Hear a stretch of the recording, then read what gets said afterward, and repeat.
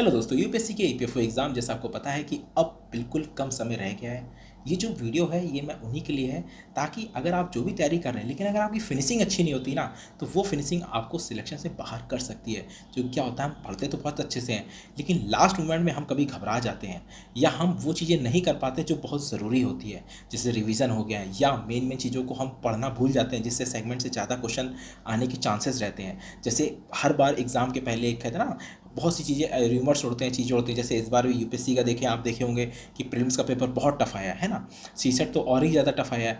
तो उसको लेकर लोग कह रहे हैं कि नहीं इसका भी टफ हो सकता है। देखिए, यूपीएससी का जो आईएएस का एग्ज़ाम है उसकी मेरिट तो आप देख रहे हैं हर साल कम होती जा रही है और कम हो रही है। कोई अभी तो नहीं, कई सालों से उसमें ऐसा है।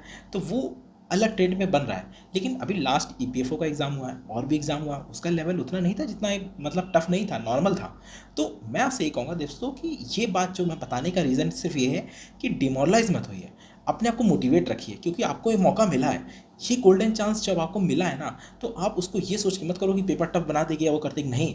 आपका मेन पर्पस है कि जो आपका मेन गोल है वो है कि पहले आप सिलेबस को समझो और उस सिलेबस के हिसाब से देखो कि सब्जेक्ट वाइज सब्जेक्ट आपको वो चीज़ आती है नहीं आती है। क्योंकि कोई भी टॉपिक होगा उसमें अगर 5 सवाल आएंगे तो कम से कम 3 सवाल सिंपल होंगे, एक सवाल थोड़ा टफ होगा, एक थोड़ा बाहर भी हो सकता है। लेकिन अगर आप उतना ही कर लेते हो तो सफिशियंट है। मैं फिर कह रहा हूँ दोस्तों, ये एग्ज़ाम डाइवर्सिटी वाला है, इसमें बहुत से सेगमेंट आ रहे हैं लेकिन सिलेक्शन आपका तभी होगा जब आप सब कुछ को दिमाग में होगा। तो दोस्तों इसीलिए सबसे पहले हम बात करते हैं math, reasoning, English, current, computer की। तो दोस्तों मैथ, रीजनिंग, इंग्लिश में जो भी मैंने मेन सेगमेंट आपको बता रखे थे, आपको करना दोस्तों क्या है, ये देख लो कि उस चैप्टर से आपको सवाल आते हैं या नहीं आते हैं। अगर नहीं आते हैं तो एमसीक्यू प्रैक्टिस वीडियो में बाकायदा समझाया गया है, चैप्टर वाइज चैप्टर, मैथ के, रीजनिंग के, इंग्लिश के, ठीक है। वहाँ से एक बार समझ लो, खाली स्पीड बढ़ा के जैसे देखना एक बार देख लो, लेकिन कर लो, ठीक। और अभी सिर्फ सेक्शनल देखना, 20 तारीख के बाद आप फुल मॉक में जाइएगा, तब तक अपने आप को प्रिपेयर करना है, ठीक है। ताकि आपको ये 5 सेगमेंट ऐसे हो जाएं। करंट में मैंने बता दिया, बजट पे अच्छे से ध्यान देना है आपको, ठीक है। उसके अलावा लास्ट 1 ईयर का करंट पढ़ना है। करंट में फिर आपसे कह रहा हूँ, करंट को अच्छे से देखिएगा। करंट में जैसे बायोलॉजी का पार्ट है, साइंस का पार्ट है, प्लस ज्योग्राफी और इन्वायरमेंट, थ्योरी वे सिलेबस में नहीं है लेकिन करंट में आपको इसको अच्छे से पढ़ लीजिएगा, सारे सेगमेंट को। ऐसा नहीं कि आपने ज्योग्राफी छोड़ दी, करंट में जो आती है इन्वायरमेंट छोड़ दिया, नहीं। उसको पढ़ लीजिएगा, करंट से जोड़ के पूछ सकता है। तो आपको करंट अफेयर्स की बुकलेट जो हम दे रहे हैं वो पर्याप्त है, 40 पेज की पर मंथ की रहती है, उसको देख लीजिए अच्छे से। उसमें पुरस्कार है, डेथ है, खेल है, सारी चीज़ें हैं, वो आपको रिवाइज कर लीजिए, है ना। और कुछ नहीं, रटिए मत, आप उसको पढ़िए एक बार, अपनी गो थ्रू कर लीजिए नज़रों से, फिर कोशिश करके एक बार पढ़ लेंगे तो अपने आप रिवाइज होकर माइंड में बैठ जाएगी। समझ रहे हैं। तो जो 5 टॉपिक है, math, reasoning, English, current, computer, ये 5 टॉपिक को आपको कोशिश करके, अगर नहीं आता है तो एमसीक्यू प्रैक्टिस वैसे अच्छे से रिवाइज कर लीजिए, ठीक।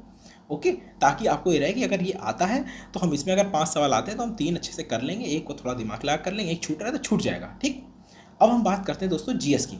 जीएस में मैं फिर आपसे कह रहा हूँ दोस्तों कि जो इसकी जीएस है ना, वनडे एग्जाम की आती है, mostly question 70 to 80% question one liner होंगे, है ना। भले यूपीएससी इस बार ट्रेंड चेंज कर रहा है अपने मेन पेपर में, लेकिन इस पेपर में इतना वो नहीं करता है क्योंकि कई सालों से अपना ट्रेंड चेंज कर रहा है। लेकिन इस पेपर में जो अदर एग्जाम होते हैं उसमें इतना ज़्यादा नहीं जाता है। लेकिन आपको अपनी तैयारी अच्छी करनी है ना, तो आपके लिए बेटर ये है कि आप कम से कम नहीं तो फैक्ट का रिवीजन करना है आपको। वो कैसे होगा, तो जो बुकलेट आपको दी है कोशिश करके, अब लेक्चर देखने का तो समय नहीं है, ठीक है। तो कम से कम अगर आप लेक्चर कोई बचा है, नहीं आता तो आप देख लो, जैसे मैंने वीकली शेड्यूल पूरा दे रखा है, उसके अलावा उसमें और भी क्लासेस हैं जो जैसे ज्योग्राफी की हैं, तो वो आप देख सकते हो। लेकिन मैं आपको जो सजेशन दूंगा लास्ट टाइम में वो यही है कि आप बुकलेट लो, बुकलेट से एक बार रिवाइज कर लो अच्छे से, समझ लो। जो नहीं आता उसका पर्टिकुलर क्लास देख लो, ठीक। ताकि क्योंकि जीएस में क्या होगा ना दोस्तों, वन लाइनर फैक्ट ज़्यादा आएंगे और वो तभी कर पाओगे जब आपने एक बार नज़रों से गुजरे होंगे। वीडियोस में क्या होता है, फैक्ट की जगह आपको वहाँ पे कॉन्सेप्ट समझाए जाते हैं, है ना।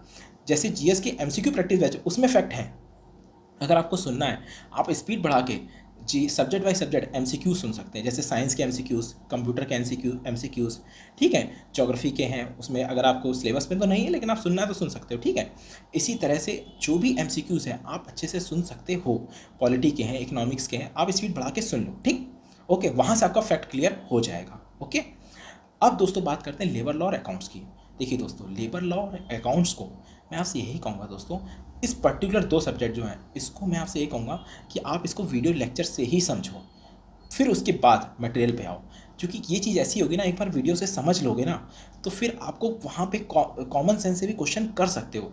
लेकिन अगर आपने कहीं भी कहते ना वीडियो में समझने में थोड़ी गड़बड़ करी या कुछ भी करी तो फिर आपको क्वेश्चन नहीं समझ आएगा, है ना। जैसे अभी क्या डिटेल एमसीक्यू पढ़ रहे हैं उसके भी, अकाउंट्स के भी, है ना, तो वो आप कर सकते हो। लेकिन आपको बेसिक समझना है अकाउंट्स में, वो आपको वीडियो लेक्चर से ही समझ आएगा। लेबर लॉ में भी हम यही कहेंगे कि अकाउंट के चैप्टर बाई चैप्टर एक बार वीडियोस देख लेना, फिर मटेरियल को पढ़ना। समझ गए। इन्हीं दोनों के लिए मैं बोल रहा हूँ कि वीडियो लेक्चर देखिए, बाकी को आप एमसीक्यू प्रैक्टिस बेस से या फैक्ट बेस्ड जो बुकलेट है उससे सफिशिएंट है। और लास्ट समय में दोस्तों होता क्या है ना, हम लोग पढ़ तो लेते हैं पूरे साल, लेकिन अगर लास्ट में रिवाइज नहीं कर पाते ना, वही आपको सिलेक्शन से बाहर भी करता है। इसीलिए लेबर लॉ और अकाउंट्स को छोड़ के बाकी सेगमेंट को आप एमसीक्यू प्रैक्टिस बेस से अच्छे से रिवाइज कर सकते हो।